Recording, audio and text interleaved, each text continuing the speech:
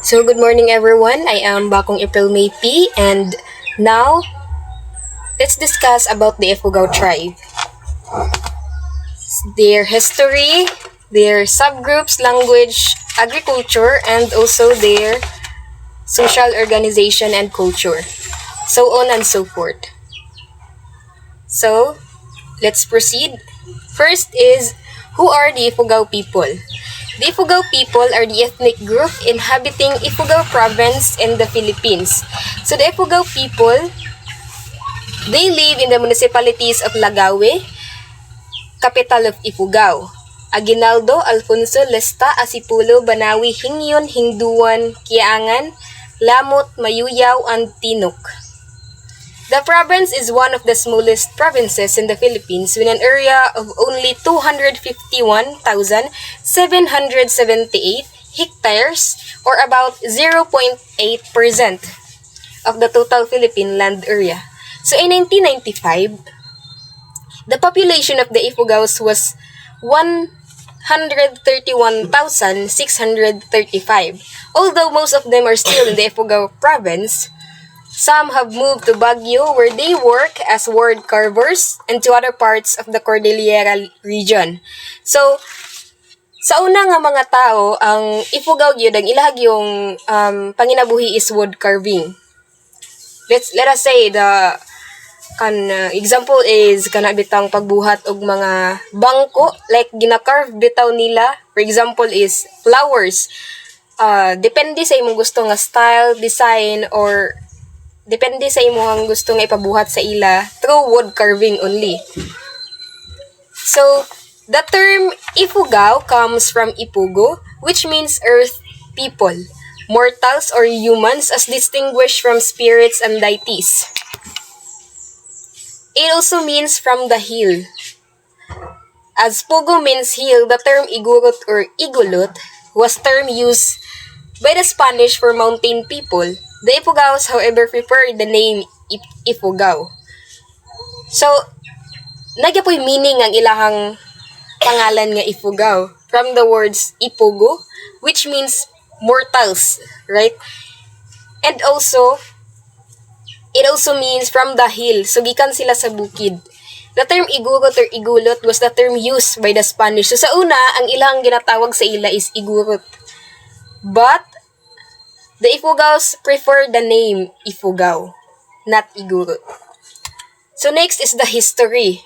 So Henry Otley Beer thought that the Ifugaos came from southern China 2 years ago and migrated to Lingayen Gulf and the west coast of northern Luzon. After which they migrated to the Agno and Cayapa River valleys and into the Ifugao valleys. A theory by Felix Kissing based on old Spanish sources proposed that the ancestors of the Ifugao came from the Magat area after the arrival of the Spanish in Magat. So the race races are only a few hundred years old. The Ifugao popular epic The Hudhud of Dinulawan and Bugan of Gunhadan supports this interpretation.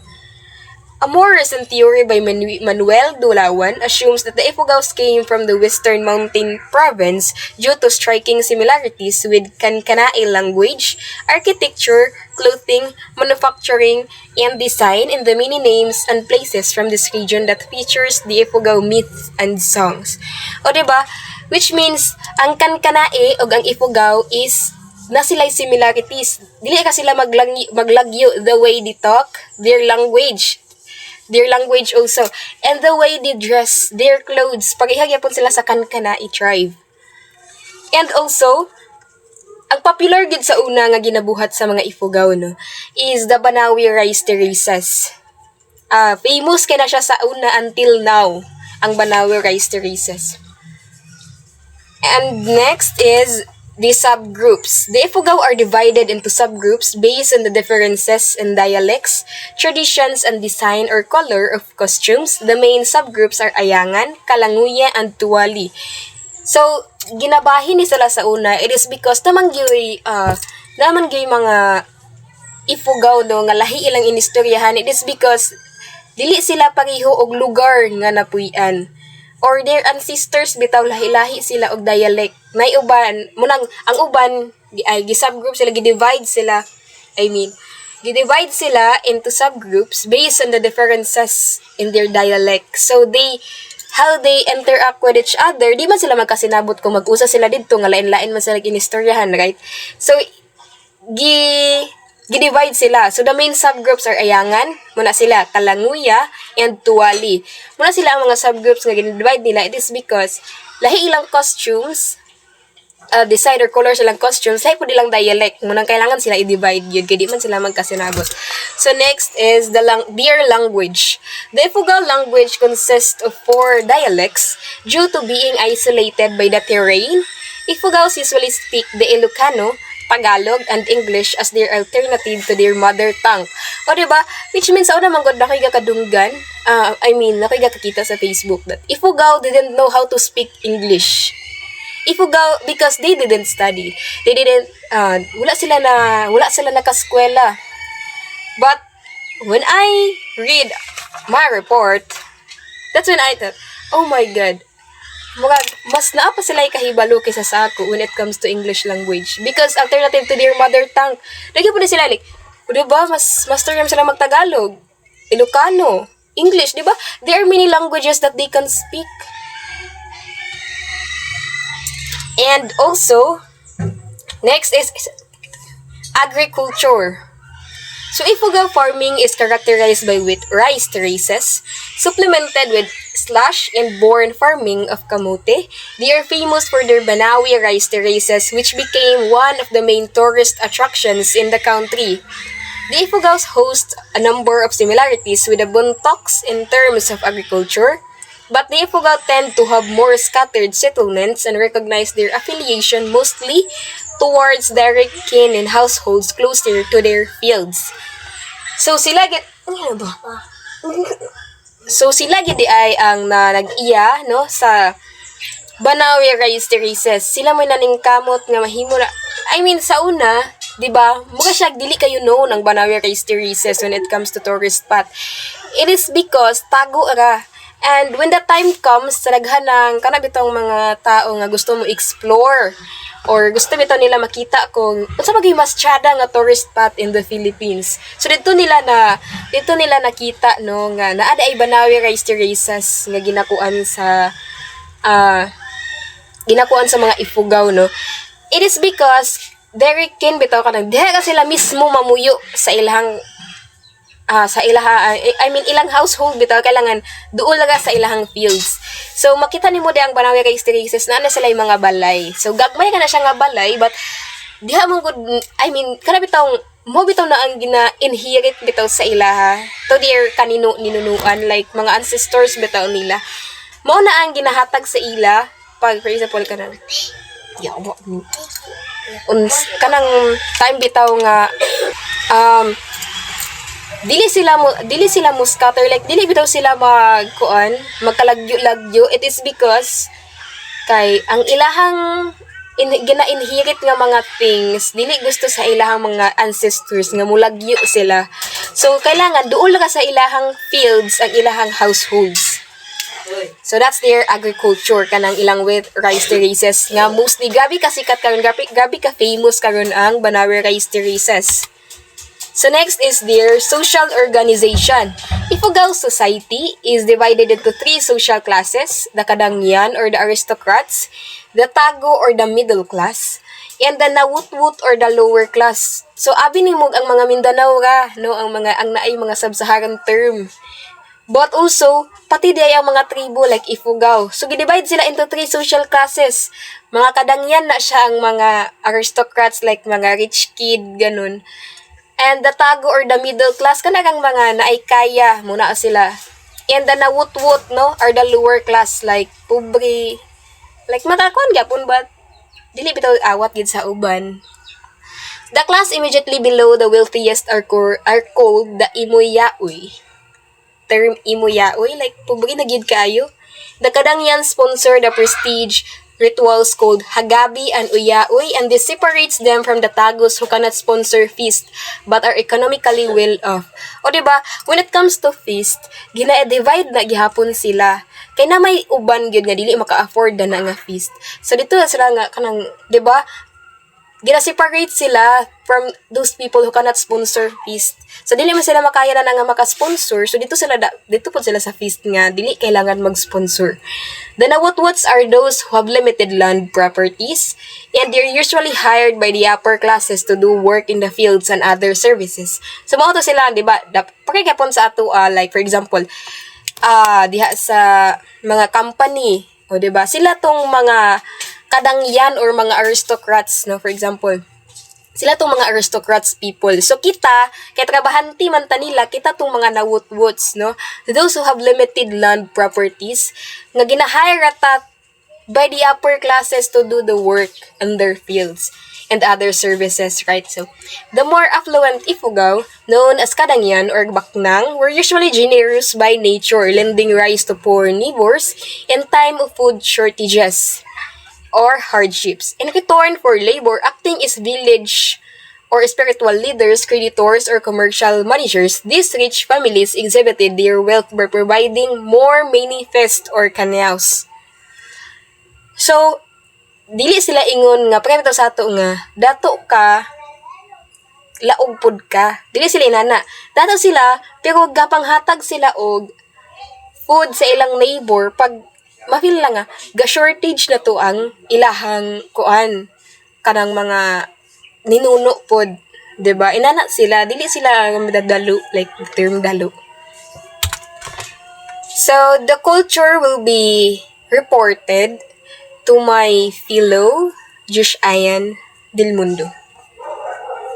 Thank you.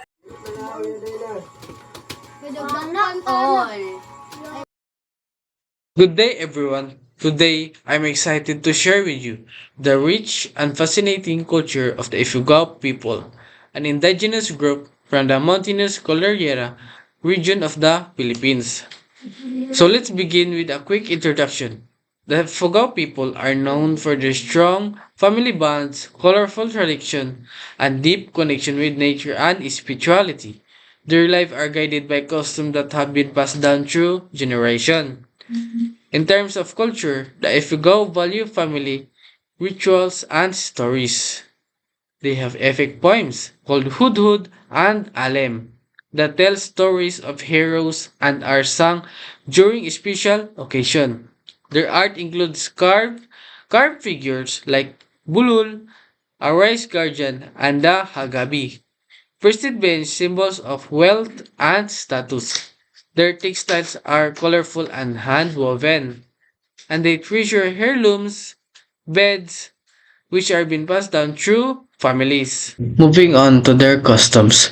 From birth, Ifugao rituals guide important life events. Naming a baby involves rituals, and children are raised in gender-specific houses as they grow up. Men are hunters and storytellers, while women manage a household and work in the fields. When someone dies, they hold unique ceremonies. Babies and mothers who die in childbirth aren't marred to avoid misfortune, and those murdered will receive rituals to help their soul rest. One of the more intense part of their history is head hunting. In the past, taking the head of an enemy was a way to gain honor or revenge. The family of the deceased would gather around dying chicken, and the chicken died in front of became leader of the revenge expedition. The last known headhunting events were in the early 20th century. As part of their unique culture, they also have a traditional wrestling called bultong, usually showcased during festivals. And when it comes to food, rice is life for the Ifugao. It's the center of the most meal and is accompanied by vegetables, fish, or meat. And in times of shortage, they eat sweet potatoes and other root crops. For special events and rituals, they make a rice wine called baya or budbud. Even in their utensils, like rice spoons, have sacred carvings of their ancestors. Another fascinating aspect is their tattoos. Ifugao men used to get tattoos as a record of how many heads they had taken during the raids. These tattoos were also believed to offer protection from evil and sickness. When it comes to love and marriage, they have a charming practice called kaisik. Men would visit the girl's house at night to sing songs. The girl would sing back, and a widow or elder would supervise the whole courtship. And during weddings, the groom wears a traditional headdress made from a hornbill skull, a powerful symbol of wealth. In terms of clothing, men wear lincols called wano and women wear skirts called ampuyo or tapis. And on special days, men might carry a betel bag and a bolo. Also, their music is diverse. They use gongs, bamboo percussion instruments like the bungkaka, and even nose flutes.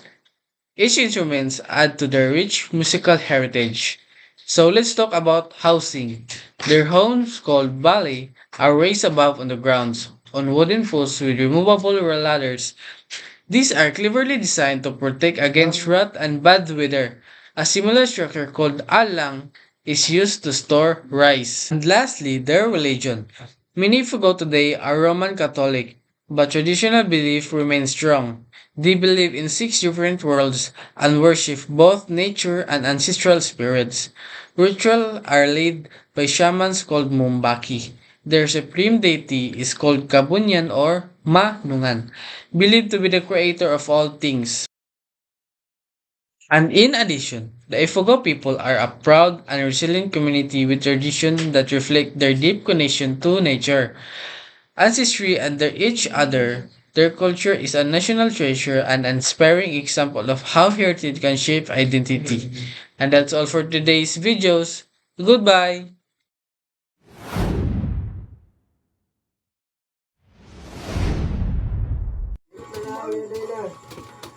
Sana all.